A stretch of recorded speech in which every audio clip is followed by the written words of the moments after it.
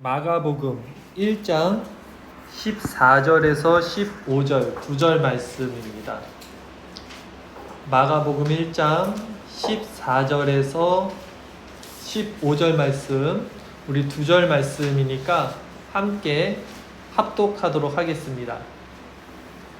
마가복음 1장 14절 15절 두 절 말씀입니다. 같이 읽겠습니다. 시작. 요한이 잡힌 후 예수께서 갈릴리에 오셔서 하나님의 복음을 전파하여 이르시되 때가 찼고 하나님의 나라가 가까이 왔으니 회개하고 복음을 믿으라 하시더라. 아멘. 할렐루야. 네, 반갑습니다. 어떠세요? 괜찮으세요? 좀 어색한데 저는 좋습니다. 그래도 이렇게 장소가 있어서. 우리 아이들 좀 불편한가요? 방으로 보낼까요? 그러면 아니면 같이 예배 드릴까요? 편하게 하셔요. 예. 방에서도 예배를 드릴 수 있으니까 방에서 예배 드려도 되고, 여기서 예배 드릴 거면 또 여기서 예배 드려도 됩니다. 우리 아이들. 네, 편하게 하시고요. 네, 각자. 자, 오늘 말씀을 이제 전할게요. 제가 말씀을 전한 지가 6개월이 지났더라고요, 벌써. 네, 6개월이 지났는데, 짧은 시간이 아니에요. 네, 6개월이면 짧은 시간이 아닌데, 제가 지금 전하는 이런 말씀이 어떤 기조, 어떤 태도에서 나오고 있는 말씀인지를 이제 좀 구체적으로 설명 한번 드려야 될 것 같아요, 설교 앞서, 이제는. 네, 계속 말씀만 전했는데, 벌써 6개월을 전했잖아요. 그러니까, 제가 개혁주의라는 얘기를 많이 했을 거예요. 개혁주의, 청교도 이런 얘기를 했는데요. 여러분들도 이제 6개월 넘게 들었는데 개혁주의가 뭔지, 청교도가 뭔지를 좀 아시고 이 배경에서 제가 말씀을 전한다는 걸 알고 들어야 될 것 같아서 먼저 잠깐 그 설명을 드릴게요. 이 개혁주의라는 말은 뭐냐면요. 리폼이라는 뜻이에요. 리폼 신학. 그러니까 폼으로 다시 돌아가자라는 거예요. 원래 폼으로. 그게 왜 리폼 개혁주의가 생겼냐면, 이게 이제 16세기 1500년도에 생겼는데, 종교개혁 당시에 생겼는데, 중세 교회가 타락해서 카톨릭이 자꾸 이상한 짓을 하니까 루터나 칼빈 같은 종교 개혁자들이 원래 폼으로 돌아가자, 리폼. 그래서 개혁주의를 생긴 겁니다. 원래 폼이 어디였냐 했을 때는 예수님과 12제자들, 그 다음에 교부들의 시대가 있었어요. 어거스틴 같은. 그때로 돌아가자는 게 개혁주의인 거예요. 그래서 16세기에 생긴 겁니다. 그런데 집중해 주세요. 이거 되게 중요한 얘기예요. 계속은 얘기 안 할 거예요. 한 번만 딱 말씀드릴 거예요. 근데 이 개혁주의에서 그러면 제일 표방하는 게 뭐냐? 제일 중요한 게 뭐냐? 우리 개혁주의에서. 네, 말씀입니다. 오직 말씀. 솔라 스크립트. 오직 말씀이라는 뜻이에요. 그러니까 말씀으로 돌아가자. 말씀이 중심이다.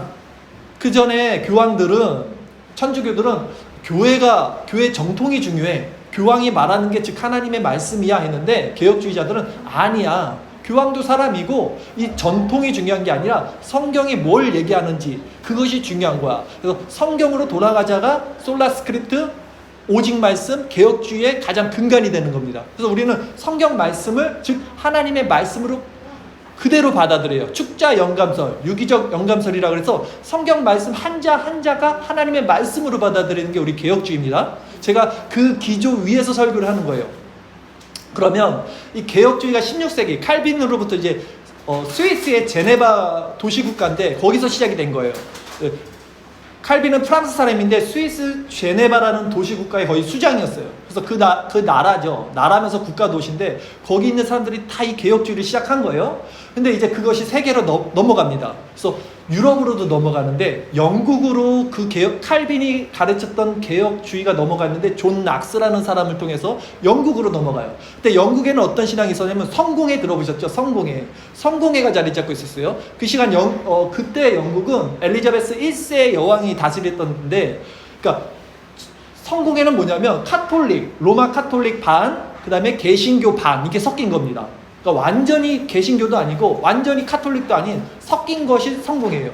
그래서 엘리자베스 1세가 이것을 추구하고 있었어요. 근데 그 존 락스라는 사람이 그 스위스 제네바에서 칼빈한테 그 개혁주의를 배워서 그 다음에 이제 자기네 고국인 영국으로 갔는데 이게 안 맞는 거예요. 자꾸 개혁주의면 개혁주의고 저기 성당이면 천주교면 천주교인데 왜 이게 섞여서 하냐 해서 마음에 안 들어서 이 영국에 있는 사람들이 배를 타고 우리는 신앙의 자유를 찾아가겠다 해서 그 배, 메이플라워라는 배를 타고 신대륙을 찾아간 것이 청교도예요. 이해 가시죠? 그래서 그 대륙을 처음 들어간 곳이 미국이에요.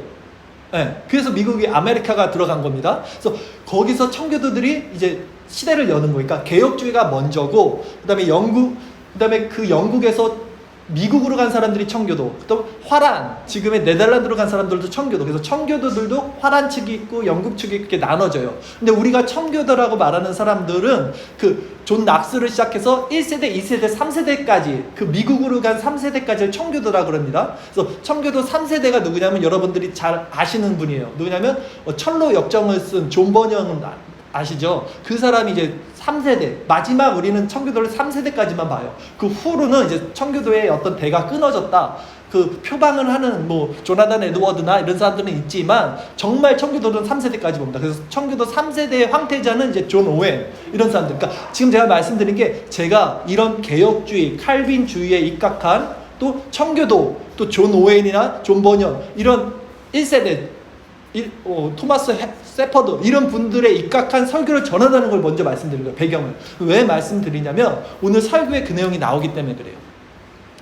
제가 오늘 설교를 코르넬리우스 헤링크의 자기점검이라는 책이 있는데요. 그 책에 있는 내용을 많이 인용했습니다. 왜냐하면 이 소책자인데 책을 전해드리고 싶은데 여러분들이 다 읽을 시간이 없으시잖아요. 바쁘시니까. 그래서 제가 다 읽고 제가 요약해서 오늘 설교를 해드릴 거예요. 되게 중요한 말씀이에요. 그래서 제가 말씀드린 이 존 버년의 철로 역정, 청교도 3세대에 그분이 쓰신 철로 역정이라는 것을 소설로든 책으로든 만화로든 다 보셨을 거예요, 한 번씩.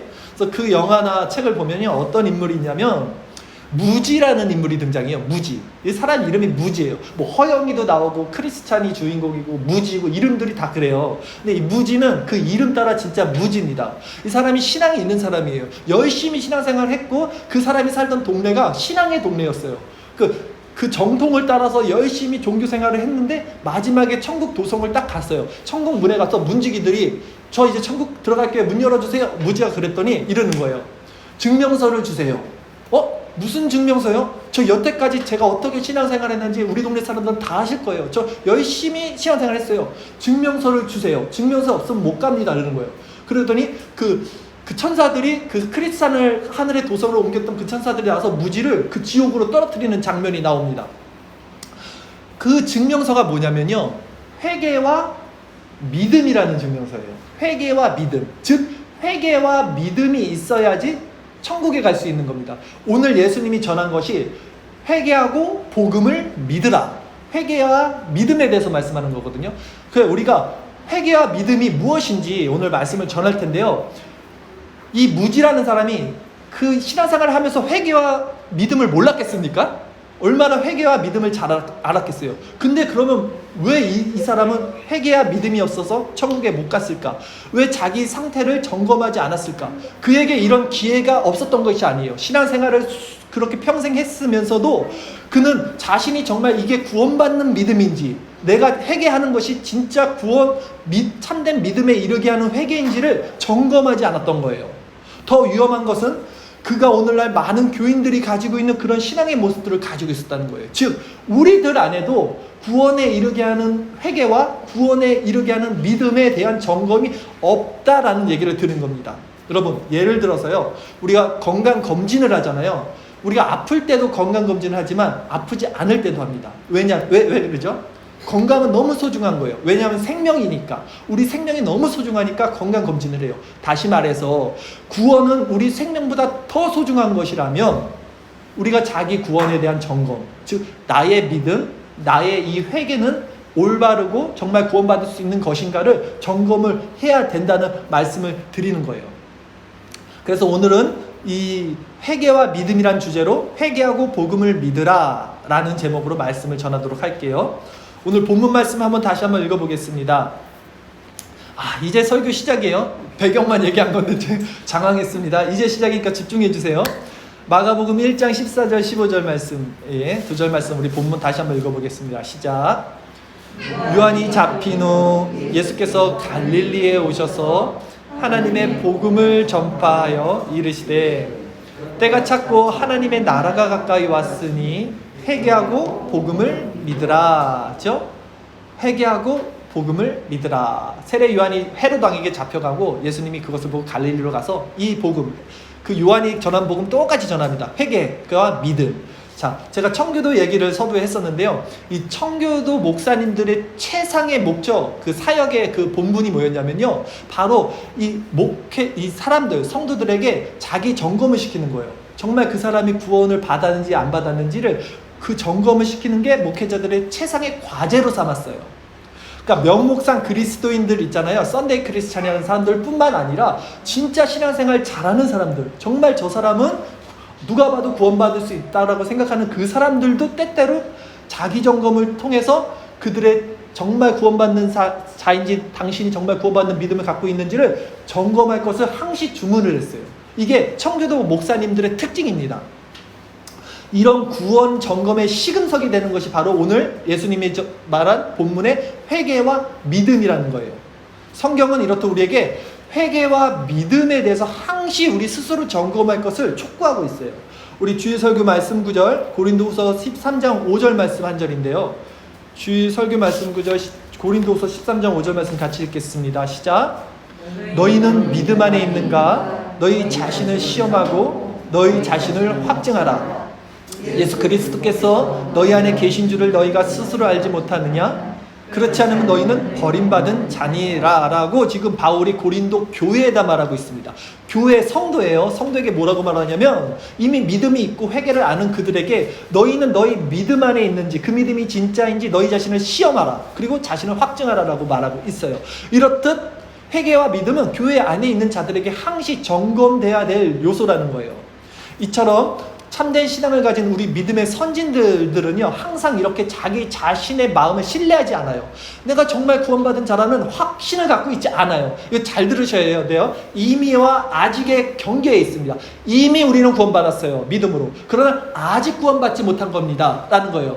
그러니까 우리는 이 중간의 균형을 정말 잘 잡고 있어야 돼요. 나는 믿음으로 구원받았어. 맞아요. 1편. 한데 나는 아직 구원받지 못한 자고 구원받지 못할 수도 있는 자야 라는 균형을 갖고 있는 것이 너무나 중요해요. 이걸 갖지 않고 있으면 어떻게 되냐면 반율법주의. 그러니까 율법은 필요 없어. 믿음으로 구원받는 거야. 이게 구원파적인 믿음이잖아요. 한국 교회에 만연하게 빠져있는 게 지금 이 구원파적 믿음이거든요. 그냥 예수 믿으니까 다 구원받은 거로 퉁치고 가는 거예요. 이거에 빠져버려요. 이 균형을 잡고 있어야 됩니다. 우리 믿음의 선진들은 이렇게 자기 자신에 대해서 어떻게 점검했는지 우리 시편 139편 23절 24절 두 절 말씀 같이 한번 읽겠습니다. 우리 주일설교 말씀 구절 같이 읽겠습니다. 시작.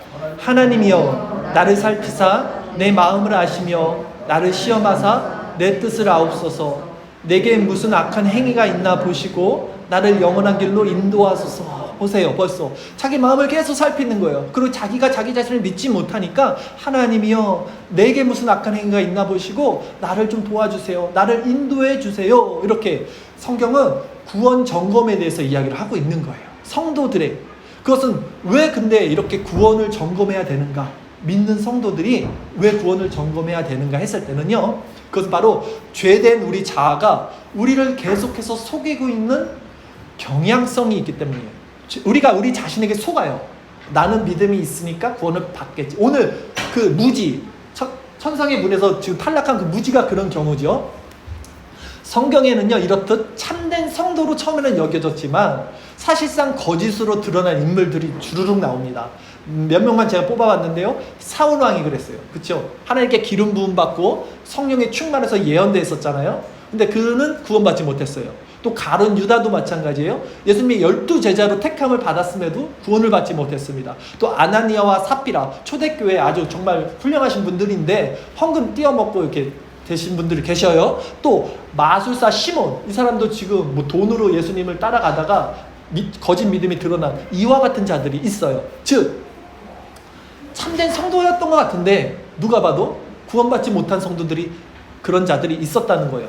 히브리서 6장에서는 한번 빛의 조명을 받고 하늘의 선물도 맛보고 그다음 앞으로 올 시대의 능력도 맛보았으나 참된 그리스도인이 아니었던 자들에 대해 말씀하고 있는데, 이 말씀은 우리를 정말 두렵고 떨리게 만들기에 충분한 내용입니다. 경각심을 가지세요. 저도 이 말씀에 벗어날 수 없고 여러분도 이 말씀에 벗어날 수 없는 대상이라는 것을 기억하시고 히브리서 6장 4절 5절 우리 주일 설교 말씀을 다시 한번 읽겠습니다. 시작. 한번 빛을 받고 하늘의 은사를 맛보고 성령에 참여한 바 되고 하나님의 선한 말씀과 내세의 능력을 맛보고도 타락한 자들은 다시 새롭게 하여 회개할 수 없나니 이는 그들이 하나님의 아들을 다시 십자가에 못 박아 드러내놓고 욕되게 함이라. 그렇죠? 한번 빛을 받고도 성령에 참여하고 이 내세의 능력을 맛보고도 그리고 타락할 수 있다는 거예요. 구원받지 못한다는 거예요. 이와 같이 성경은 하나님을 믿고 성령에 참여한 바가 되고 그런 자들도 구원받지 못한다고 경고를 하고 있다는 것입니다.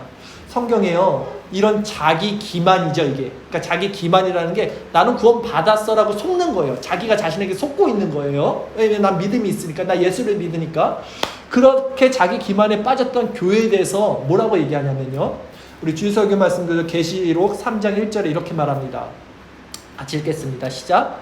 사대 교회의 사자에게 편지하라. 하나님의 일곱 영과 일곱 별을 가지신 이가 이르시되 내가 내 행위를 아노니 내가 살았다는 이름은 가졌으나 죽은 자로다. 지금 교회에 대해 얘기하고 있어요. 일곱 교회 중에 사대 교회. 그 사대 교회는 살았다고 말해요. 신앙이 열심히 있던 교회예요. 근데 예수님이 말하는 거예요. 너 살았다고 생각하지? 아니야. 실상은 죽은 거야. 라고 교회 전체에다가 말하고 있어요, 여러분. 이 일곱 교회, 요한계시록에 나오는 일곱 교회는 지금 이 시대에 있는 교회를 상징합니다. 예. 그러니까 지금 이 교회가 그렇게 될 수 있다는 것을 말하고 있는 거예요. 그렇다면 왜 사람들은 이렇게 자기 기만, 내 믿음으로 나는 구원받았다는 이 거짓 확신 속에 속는 경향이 있는 것일까요? 왜 구원받는 믿음이 없음에도 불구하고 자신에게는 그런 믿음이 있다고 착각하고 사는 걸까요? 딱 두 가지 이유만 제가 뽑아서 말씀드릴게요. 첫 번째는 아까 말씀드렸듯이 죄 때문에 우리 마음이 부패돼서 그래요. 우리 마음이 거짓됐기 때문이에요. 우리 마음이 어떻게 부패됐냐면 예레미야 17장 9절 우리 주일 설교 말씀 구절 한번 읽겠습니다. 시작. 내가 너무 빠른가요 지금? 괜찮죠? 가겠습니다.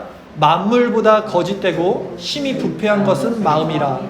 누가 능히 이를 알리오 마느냐고. 성경은 만물보다 거짓되고 심히 부패한 것이 우리 마음이라 그럽니다. 네, 여러분 동의하십니까? 저는 100번 동의해요. 한 개의 물 속은 알아도 10개의 물 속은 알아도 한 개의 사람 속은 모르죠. 예, 사람은 착한 면이 있는 반면 그 안에 악이 있고요. 악한 반면 그 안에 또 선이 있을 수 있고요. 자기 자신도 몰라요. 그만큼 부패된 거예요. 칼빈은 그래서 이 예레미야 17장 9절 말씀을 가지고 어떻게 얘기를 했냐면 인간의 마음은 너무 많은 허영들을 감추고 있으며 숨겨진 속임수로 가득하며 너무나 많은 거짓된 위선들로 둘러싸여 있어서 종종 자기 자신도 자신에게 속는다라고 말을 했어요. 예, 이게 우리 인간의 부패된 마음이라는 거예요. 사람들이 구원받는 믿음에 있어서 왜 나는 구원받는 믿음이 있다고 착각하고 자기 기만에 빠지냐면 이렇게 우리의 마음이 심히 거짓되고 부패되어 있기 때문이라는 거예요. 이게 첫 번째 이유입니다. 두 번째, 또한 사람들이 신앙에 있어서 왜 이런 자기 기만에 빠지는지 한 가지 이유를 말하자면 가르치는 자들이 잘못 가르치기 때문이에요. 예레미야 8장 11절 말씀 우리 주일 설교 말씀 구절 읽겠습니다. 시작. 그들이 딸 내 백성의 상처를 가볍게 여기면서 말하기를 평강하다 평강하다 하나 평강이 없도다. 자, 예레미야 선지자가 이렇게 말씀을 드립니다. 그들이, 여기서 그들은 누구냐면 그 거짓 선지자들, 거짓 선지자들이 내 백성의 상처를 가볍게 여긴다는 거예요. 아, 괜찮아 교회 안에 왔잖아, 예배 드렸잖아, 너 구원 받았어, 평안하다 평안하다 평강하다라고 말을 하는 거예요. 너는 괜찮아, 구원 받을 거야. 근데 예레미야는 뭐라 그러냐면 아니야, 평강이 없도다 라고 말하는 거예요. 이렇듯 오늘날에도 사람들의 마음을 편안하게 해주고 그들을 언약의 자녀라고 안심시키면서 그렇게 동일한 일을, 지금 예레미야 선지자 시대처럼 동일한 일을 자행하는 설교자들이 너무나 많이 있어요. 여러분들이 그런 토양에서 지금까지 신앙생활을 했어요. 죄송하지만 한국 교회 200년 역사에서 그런 잘못된 반율법주의적인 것, 그다음에 구원파적인 복음이 너무나 만연하게 떨어졌어요. 이것이 조금 더 제가 그냥 말씀드리면 산데만주의라고 우리나라에서만 있었던 게 아니라 예전에 이단이에요. 그러니까 믿음은 구원받는다. 이게 산데만이라는 사람이 만든 신학인데 그 산데만주의가 우리나라에 들어와서 그래서 구원파 저 있잖아요. 그쵸? 사람 이름은 제가 언급은 안 하겠습니다. 그렇게 이 신앙이 만연하게 기독교 안에 지금 뿌리박고 있는 것입니다. 자, 이렇듯 진정한 회개와 그리스도를 믿는 참 믿음이 선포되지 않는 한 사람들은 잘못된 신앙 안에서 잘못된 말씀을 근거해서 안심하게 돼요. 아, 나는 구원받겠다라고 생각을 하게 돼요. 왜? 설교자가, 목사가 그렇게 얘기하는데 성도들 당연히 그렇게 믿죠. 그러나 이러한 거짓된 가르침은요, 결국은 자기를 속이는 자기 기만으로 가득 찬 교회, 그 사대교회 같은 죽은 교회를 양성하게 됩니다. 그곳에 있는 자들은요, 자신이 하늘에 속했다고 확신을 해요. 그리스도를 향한, 그러나 잘 보세요. 정말로 확신을 하는데 그리스도를 향한 그런 영적인 주림, 목마름과 또 믿음의 선한 싸움이 무엇인지 그들은 몰라요. 그런 곳에서 생활했던 사람이 오늘 서두에 말씀드린 천루역정에 나오는 바로 무지였던 거예요. 행함은 있는데 그 심령이 없어요. 그 심령이 뭔지를 몰라요. 그 가난한 심령 있잖아요. 제가 늘 말씀드린 센스 오브 허트, 하나님이 주시는 마음, 성도만이 갖게 되는 그 가난한 심령, 갈급한 심령이 없는 거예요. 그래서 저는 정말 속이 울렁거릴 정도로 정말 그런 많은 교회들을 겪어오면서 많이 봤기 때문에 정말 우리 나비교회는 절대로 그런 교회가 되지 않기를 간절히 바라고 그렇게 되도록 만들 겁니다. 누가복음 13장 24절에도 예수님이 말씀을 하세요. 그런 교회들에 대해서 같이 한번 읽어보겠습니다. 누가복음 13장 24절 말씀, 우리 주일설교 말씀입니다. 시작. 좁은 문으로 들어가기를 힘쓰라. 내가 너희에게 이르노니 들어가기를 구하여도 못하는 자가 많으리라. 이 말씀이 뭐냐면요, 좁은 문으로 가고 싶어도 그것이 뭔지 모르는 사람들이 많다는 거예요. 상한 심령이 뭔지, 센스 오브 허트가 뭔지, 그 꿀의 맛을 느껴보지 못하고 지식적으로 꿀이 뭔지는 아는데 맛있다는 것을, 그것을 느껴보지 못하는 그런 자들이 많다는 거예요. 교회 안에 있지만 정말 그 교회가 주는 그 정말 믿음과 회개가 뭔지를 모르는, 들어가기를 구하여도 들어갈 수 없는 자들이 많다는 거예요. 오늘 철로 역정에 제가 말씀드린 무지가 바로 이 좁은 길을 택하지 않고 큰 지름길을 택했거든요. 그래서 천국문에 들어가지 못했던 거예요. 그러기에 우리는 구원 점검에 있어서 여러분, 사람의 판단이나 교회의 판단, 교회의 정통이요, 목사님이 뭘 얘기했든 우리 교회는 이래, 이게 카톨릭 정통이잖아요. 그거에 의지해서는 게 안 되고, 우리 개혁주의 리폼드 신학은 뭐냐면 오직 말씀입니다. 말씀에 근거한 믿음을 갖고 있어야 돼요. 그러니까 우리 자신의 판단을 믿어서도 안 돼요, 여러분. 아까 말씀드렸죠? 우리가 얼마나 부패되어 있는 건지, 본성 자체가. 그렇기 때문에 또 잘못된 가르침에 현혹돼서도 안 됩니다. 어떤 목사들이 말해도 그 목사가 말하는 기조가 뭔지를 정확히 알고 있어야 돼요. 저는 그래서 제가 제 기조를 말씀드린 거예요. 저는 개혁주의의, 청교도의, 어거스틴부터 칼빈의, 또 조나단 에드워드의 이런 그 지식이 중요한 게 아니라 그들이 하나같이 같은 얘기를 하고 있기 때문에 제가 그 신앙의 참된 그 맛을, 센스 오브 허트를 느낀 사람으로서 이것이 맞다라는 신학의 정통과 제 자신의 확증이 있기 때문에 여러분들에게 말씀을 강력하게 드릴 수 있는 거예요. 제가 경험하지 못하고 맛보지 못한 것을 제가 전하면 제가 구원을 받지 못하는데, 제가 그렇게 잘못 전하는 자들의 심판이 더 크다고 성경이 말하는데 어떻게 감히 함부로 여러분들에게 하나님의 말씀을 이렇게 가감없이 전하겠습니까? 확신이 있기 때문에 말씀을 들으는 거니까 정확하게 받아들이셔야 돼요. 이것이 맞다라는 확신도 여러분 가지셔야 돼요. 그리고 제 말씀이 맞지 않다고 생각이 들면 여러분들이 공부를 하셔야 돼요. 베레아 사람들처럼 이 성경, 저 사람 말하는 것이 맞는지 성경을 보시면서 확증을 해 가시는 과정을 겪으시라는 겁니다. 자, 본문에 말씀하시기를 때가 찼고 하나님 나라가 가까이 왔으니 회개하고 복음을 믿으라, 이렇게 예수님이 말씀하셨어요. 이 말씀이요, 세례 요한이 그대로 말씀했던 거예요. 회개하고 천국 복음을 믿으라. 그리고 예수님의 제자들도 똑같이 이것을 말했어요. 회개하고 복음을 믿으라. 즉 이 회개와 믿음이 정말로 그 증명서가 된다는 거예요. 천국에 갈 때. 바울도 이걸 얘기했어요. 사도행전 20장 21절 우리 주일설교 말씀 구절 바울도 어떤 신앙을 전했는지 한번 보겠습니다. 같이 읽겠습니다. 시작. 유대인과 헬라인들에게 하나님께 대한 회개와 우리 주 예수 그리스도께 대한 믿음을 증언한 것이다. 이게 어떤 배경이냐면 사도 바울이 지금 에베소 장로들에게 가서 자신에 대해서 이제 설명합니다. 근데 자신이 유대인들과 그 헬라인들, 그리스인들에게 하나님께 대한 뭐라 그래요? 회개와 우리 주 예수 그리스도께 대한 믿음을 증언했다는 거예요. 그러니까 회개와 믿음을 증언했다는 거예요. 이게 복음의 두 쌍맥이라는 겁니다. 회개와 믿음에 대해서 계속 얘기하는 거예요. 성경이. 이렇듯 회개와 믿음은 기독교 신앙의 가장 핵심적인 두 가지 가치고 기준이며 우리 구원의 증표가 되는 두 가지 표지라는 거예요. 자, 이제 조금 더 들어갈게요. 여러분, 회개가 진짜 뭔지. 회개는요, 성경이 회개에 대해서 죄에 대한 경건한 슬픔이라고 말합니다. 회개가 뭐냐면요, 죄에 대한 경건한 슬픔이며 악으로부터 떠나고 모든 잘못된 것에서 돌이켜 하나님께 향하는 것이라고 말해요. 이게 회개예요, 여러분. 다시 한번 간단히 말씀드리면 회개란 성향, 우리 성향의 변화를 말합니다. 회개하면 우리의 생각이 달라지고 우리의 마음 자세가 달라지고 우리의 성향이 이렇게 변하고 우리의 행동까지 그게 변하게 되는 거예요. 이런 성향과 마음의 내적인 변화가 없이 회개했으니까 내가 행동이 변해야 돼. 이게 나이론 신자예요. 그런 사람들이 너무나 많아요. 그러니까 내 내면이 바뀌지 않으면 행동이 바뀌지 않는데 설교를 회개하라, 또 이렇게 성화된 삶을 살아라 하니까 그런 모습은 보이고 싶은 거야. 내 내면은 안 바뀌었는데. 그러니까 교회에서는 거룩한 척, 경건한 척 하는데 예배가 끝나고 밖에 나가면 똑같아지는 거예요. 그쵸? 그러니까 이 회개는 뭐냐면 그런 외면적인 것은 내면의 변화, 이 성향의 변화가 있으면 자연스럽게 그냥 자연스럽게 이게 바깥으로 흘러나오거든요.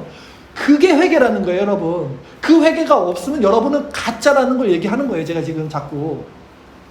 그런데 회개했다고 말하는 많은 사람들이 하나님 말씀을 찾는 소욕이 없어요. 하나님 말씀에 갈급함이 없어요. 그리고 내 삶의 방식이 여전히 변화가 없어요.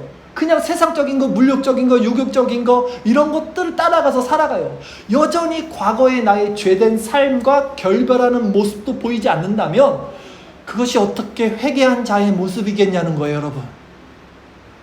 그들은 항상 그래왔듯이 세상적이고 게으르고 겉으로 드러나는 이런 외식적인 종교 행위적인 것만 신경을 쓰면서 여전히 자신에게는 믿음이 있다. 나는 신앙인이야. 나는 회개와 믿음이 있어 라고 자신하지만 실상은 그들은 하나님의 백성도 아니고 정말 하나님의 그런 상한 마음이 뭔지도 한 번도 경험해보지 못했던 자예요. 그것이 바로 철로역정에 나오는 무지의 모습이었다는 거예요. 왜냐하면 그런 상한 심령이란 것은요, 한 번만 경험해도 그것이 뭔지 알아요. 그것이 어떤 결의 것인지 알아요. 제가 지금 이렇게 말씀을 전하는 것을, 제가 무라카미 하루키를 좋아하는데 그 소설가가 이런 말을 했어요. 설명해줘도 모른다는 것은 설명 안 해도 모른다는 말을 해요. 무슨 말이냐면 성령이 가르쳐 주시는 거기 때문에 이런 상한 심령은요, 제가 이렇게 설명해서 아는 게 아니라 그냥 이렇게 던져도 아시는, 그 상한 심령이 뭔지 아시는 분들은 알아요. 그래서 성도는 서로 교통하는 거예요. 여러분, 이걸 지식적으로 알아들으려는 거는 한계가 있다는 거예요. 그러니 여러분 우리 자신의 신앙을 이제 점검을 계속 해야 될 필요성을 제가 말씀을 드립니다. 근데 먼저 우리 자신의 신앙을 점검할 때 우리 자신에게 물어봐야 될 요소가, 질문이 뭐냐면 내 삶의 변화가 일어났는가라는 겁니다. 이것으로 여러분 시금석이 돼서 여러분 신앙을 점검하세요.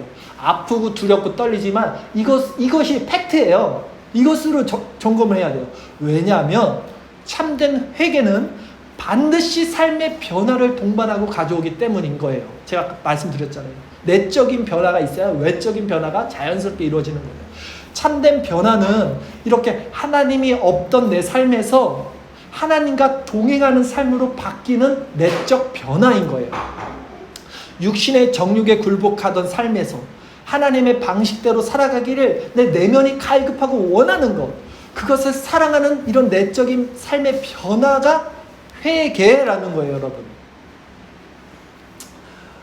자, 이런 것이 참된 회개에서 또한 이런 회개는요, 이런 회개가 아니고 또한 이런 내 자신을 점검할 때 또 우리가 한 가지 바라봐야 될 것은 뭐냐면, 기도하지 않던 내 삶에서 내가 정말 기도하는 삶으로 변하고 있느냐는 것을 점검하셔야 돼요.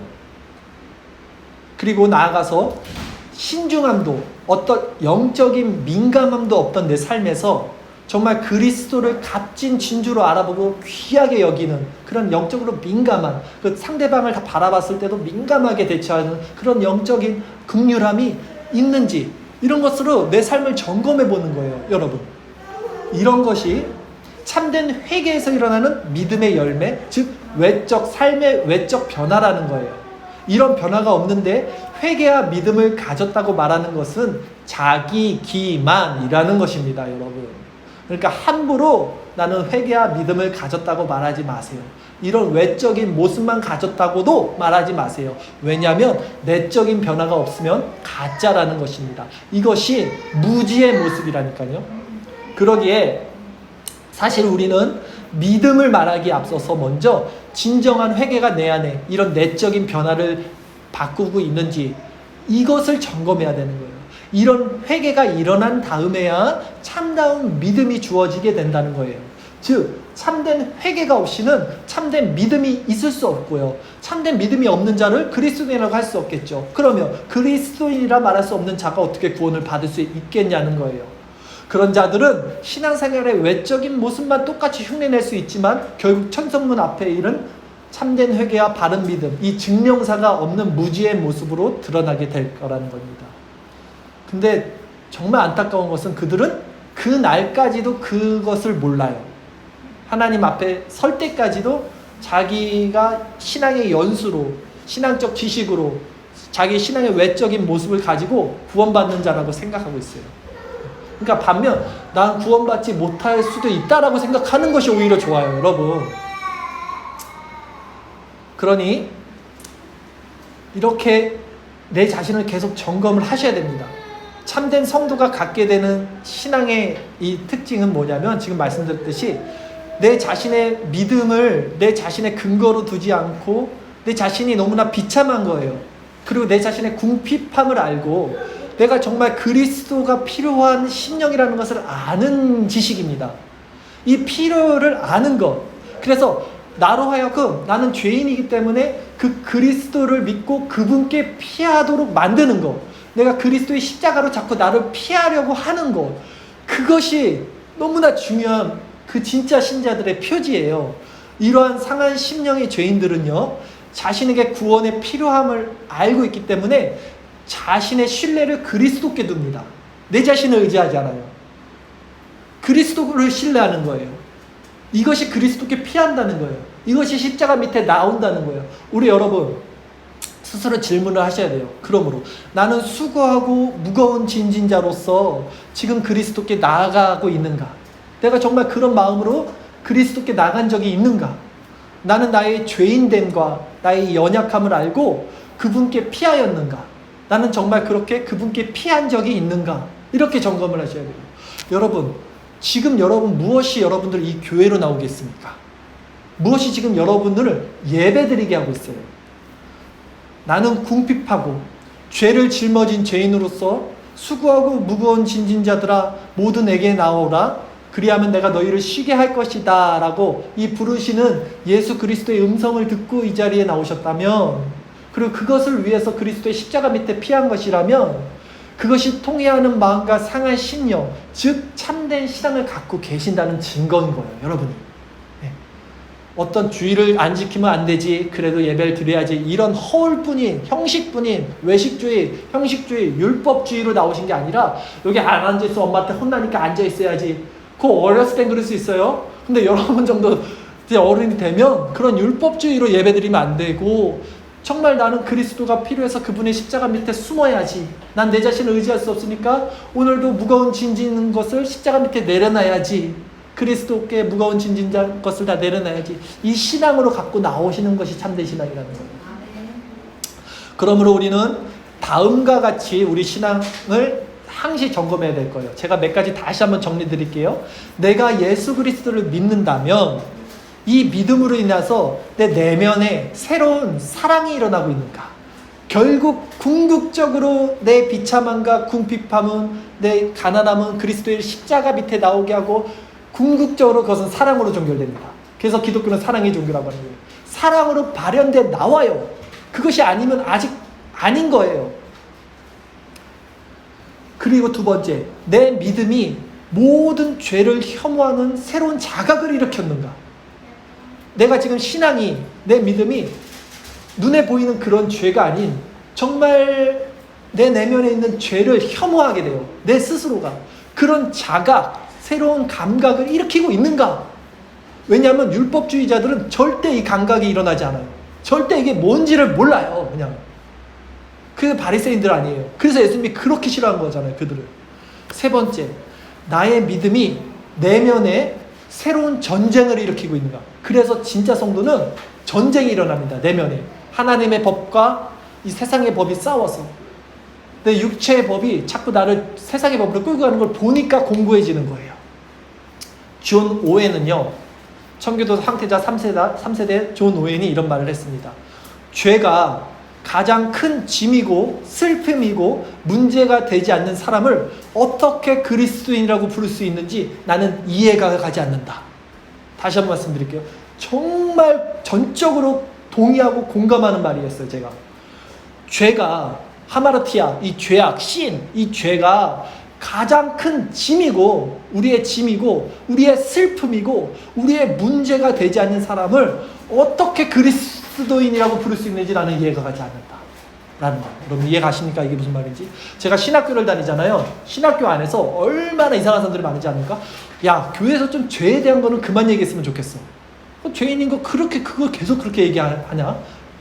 그렇게 얘기해요. 저랑 친한 사람도. 신학자가, 목회자도 그렇게 얘기하는데. 자, 참된 성도는 먼저 이런 죄에 대한 자기 자신의 비참함을 뼈저리게 가지고 있어요. 여러분. 그래서 날마다 그리스도께 피하고 그분 앞에 가난한 심령이 돼서 갈 수 있게 되는 근거가 이거거든요.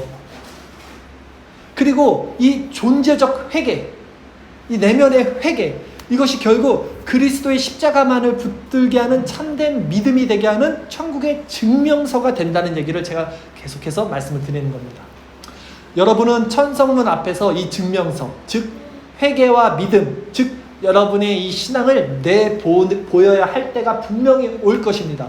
여러분과 저는요, 그 철로 역정은 정말 명작이에요. 그건 정말로 성경을 그대로 베껴 쓴 거예요. 제가 봤을 때는. 여러분은 분명히 천국문 앞에서 똑같이 그 문지기에게 그 증명서를 요구받을 때가 올 것입니다.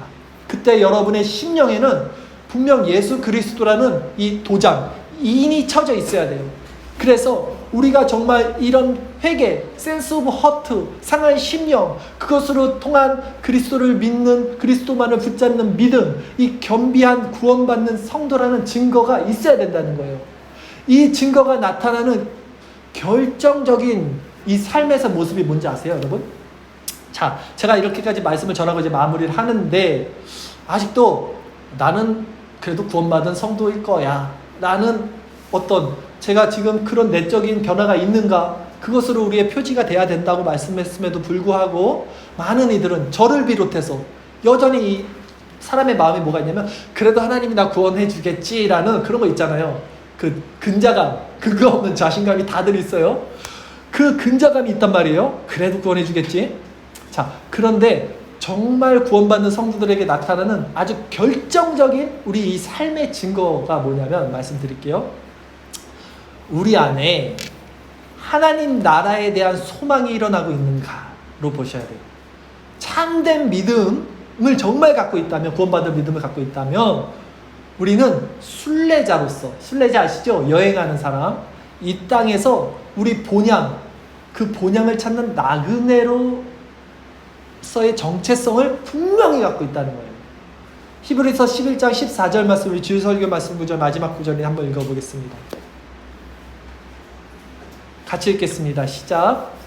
이 사람들은 다 믿음을 따라 죽었으며 약속을 받지 못했을 때 그것들을 멀리서 보고 환영하며 또 땅에서는 외국인과 나그네임을 증언하였으니 그들이 이같이 말하는 것은 자기들이 본향 찾는 자임을 나타냅니다. 이게 무슨 말씀이냐면 히브리서 11장 믿음의 장이죠. 믿음의 선진들이 쭉 나열됩니다. 그리고 그 믿음의 선진들, 이 사람들은 제가 지난번에도 한번 설교했었잖아요. 아직 예수 그리스도 오기 전에 그리스도를 바라보는 믿음으로 구원받았어요. 그 믿음을 따라 죽었어요. 그리스도를 바라보는 믿음으로 죽었어요. 근데 약속을 받지 못했어요. 그리스도를 보지 못했어요. 근데 그것들을 멀리서 봤어요. 그리스도를. 그리고도 그것을 그러므로 해서 환영하고 기뻐했다는 거예요. 그 땅에서는 외국인이나 나그네임을 증언하였다는 거예요. 그들도. 그 구약의 선진들이 이 땅은 진짜 내 본향이 아니야를 증거한 거예요. 그들은 이같이 말하는 것은 자기들의 본향 찾는 자임을 나타내기 위해 했다는 거예요. 우리의 본향 찾는 자임, 우리도 본향 찾는 자임이 나타나는 증거가 있는 것이 진짜 하늘나라에 갈 수 있는 증명서라니까요. 이 정체성이 정말 하나님 나라에 있어야 돼요. 이 땅이 아니라. 이것은 nothing, 헛개비, illusion, 환상, 아침 이슬, 없어질 거, 영원하지 않는 거, 진짜 하나님 나라가 실체, 이런 정말 마음에 그냥 자기 주문이 아니에요. 정말로 이것을 그냥 자기 쇠뇌가 아닙니다. 여러분, 실증이 된 거예요. 이 마음이 생긴 자들이라는 거예요. 이 구약의 선진들, 믿음의 선진들. 우리가 하나님 나라에서 이 증명서를 낼 때 정말로 그 확실한 증거가 이 땅에서 뭘로 알 수 있냐면 그 마음이 있냐 없냐로 알 수 있어요. 참된 성도는 절대 여기 이 땅을 참된 고향으로 느끼지 못해요. 우리 안에 이러한 마음, 이러한 정체성이 있는지 살펴보셔야 돼요. 제가 뼈아픈 얘기를 하는 겁니다. 여러분들이 제가 믿음을 확실히 판단은 못하지만 점검하시라고, 기만하지 말라고, 스스로. 여러분 스스로 그런 무지가 되지 마시려고 말씀을 드리는 겁니다. 결론적으로 말씀을 정리하겠습니다. 참된 회개 없이는 참된 믿음이 없습니다. 참된 믿음이 없이는 구원이 없습니다. 여러분 안에 정말 구원받을 이 회개와 믿음이 있는지 오늘 말씀을 통해서 집에 돌아가셔서 설교를 다시 한번 들어보시고 또 정리를 하시고 스스로 점검을 하세요. 그리고 내 안에 참된 회개와 구원받은 믿음이 없다는 것이 드러나고 있다면 여러분 그것이 얼마나 큰 축복인지 여러분 감사하셔야 돼요. 이게 무슨 말씀이냐면 이것이 드러나는 것이 축복이에요. 하나님이 알려주시지 않으면 드러나지 않아요. 말씀을 전해도. 왜냐하면 만일 우리가 우리의 이런 죄들을 진정으로 자백한 적이 없다면 이제는 이 말씀을 통해서 하나님 앞에서 자백할 수 있는 기회가 생겼기 때문입니다. 만일 우리가 진리 안에서 그리스도께 나간 적이 한 번도 없다면 이제는 우리가 그분께 나갈 수 있는 기회가 생겼기 때문이에요. 왜냐하면 이 회개와 믿음에 이르는 이 빛의 조명은요, 하나님이 주시지 않으면 받지 못하는 것이기 때문에 이 시간 여러분 안에 이런 상한 마음이 드러나고 나는 정말 구원받지 못하는 자일 수도 있겠다라는 이런 두려움이 있다면 그것으로 기뻐하고 감사해야 된다는 거예요. 믿음이 없는 자들은요 오히려 나는 구원받았어, 이건 나랑 상관없는 얘기야로 치부된다고요. 그러므로 여러분 이제는 매일 여러분의 상한 심령으로 회개하고 매일 그리스도를 새롭게 만남으로써 믿음으로 그분을 붙잡고 그분의 보혈 아래 거하는 삶이 무엇인지를 여러분 곰곰이 점검하셔야 되는 거예요. 이것이 참된 그리스도인의 삶이자 마땅한 모습이라는 거예요. 청교도 목회자들은 이것에 올인한 거예요. 이것에, 성도들에게 이것을 가르쳐주기 위해서 점검하시라는 거예요. 돌다리도 두들긴다는데 우리가 아프지 않아도 저희 건강검진 받는다는데 우리의 구원에 관한 문제예요. 여러분, 구원에 관한 문제. 이것을 정말 허들에 생각하는 사람은 제가 볼 때는 정말 안 믿는 사람이에요. 구원이 없다고 생각하는 사람이에요. 하나님 나라도 지옥도 없다고 생각하는 사람이지 진짜 그것을 믿는다면 어떻게 자기 자신의 믿음을 그렇게 함부로 취급할 수 있겠습니까? 자, 그러니 회개와 믿음을 그냥 한 번 경험했고 이제 더 이상 필요 없는, 나는 이제 구원에 이르는 라이센스 정도로 여러분 치부하지 마시고 날마다 회개하고 우리에겐 그런 믿음이 필요한 자임을 기억하시고 자기 점검의 이 은혜가 우리들에게 날마다 있기를 소원합니다. 자, 기도하겠습니다.